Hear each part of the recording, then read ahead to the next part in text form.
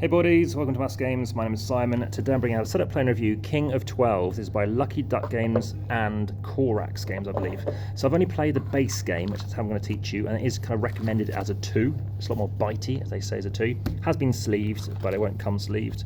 Everybody is going to take a deck of these cards. You're also going to be chucking out dice. You are not actually really rolling them much, but you will need a die per player.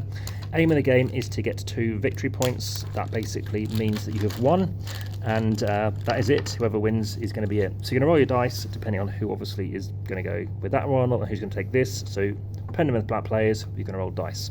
So now each of these have different colours, very subtle, but this is a light colour, that's a dark colour. So you're taking all the respective colours, everything else can go away. And there's obviously multiple things in here. It's a 2 to 4 player game, 15 minutes, ages 10 plus. So let's just stick with these cards.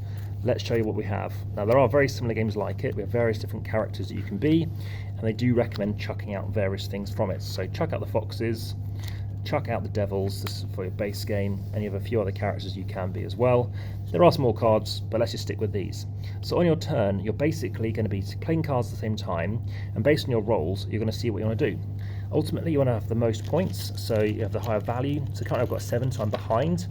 And at the end of resolution, you are then going to either get 2 points for coming first or 1 point if you're coming second. Again, multiple players means that's not going to happen.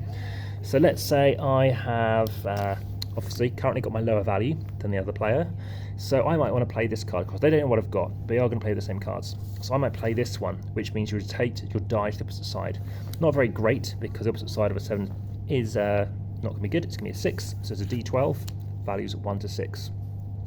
So I might want to choose to do is play this card. This turn, the winner is instead, zoom in a bit, is instead the runner-up, and the runner-up is the winner. So I might want to play this. I play this, they play whatever they play. As long as it's not the same card, if it's the same card, they cancel each other out and we just take the values. I play this, they play something else, and I win it. So I get 2 points, they get 1 point. And then we go again. So we do have more cards that you can pick from, like I said, but basically that works until you only have 1 card left. Then you compare up to see how many who's got the most points. If you've got the most points, you pick one of your cards and place it face down underneath your player aid, and then you have 1 kind of point.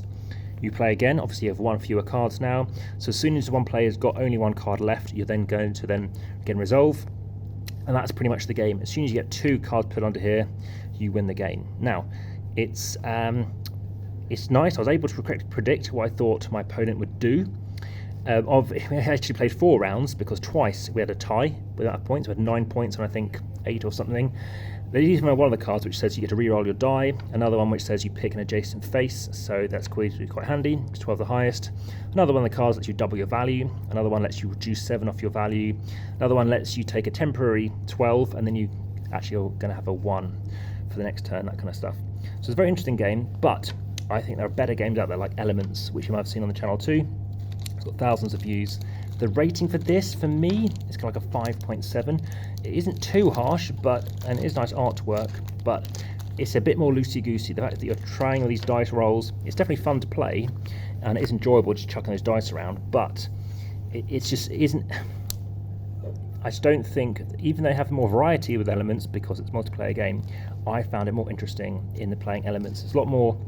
It is what it is, and if you want to play these kind of Yomi style games whereby you're trying to outthink your opponent, I think other games such as Santo Domingo, which I give a 9 out of 10 to, is what I recommend. So that's my review for King of 12, and for now, back to the table. But meanwhile, any other comments which has anything to do with this, or questions, please check out the comments on YouTube at best for everyone else to then discuss their answers. Aside from that, via the description on YouTube, you can support the channel, and you can go through that via Patreon. There's also 2,700 posts over on Instagram, including pictures of this, and also you can go through to Facebook and like there too. Again, there are occasionally competitions, but for now, back to the table.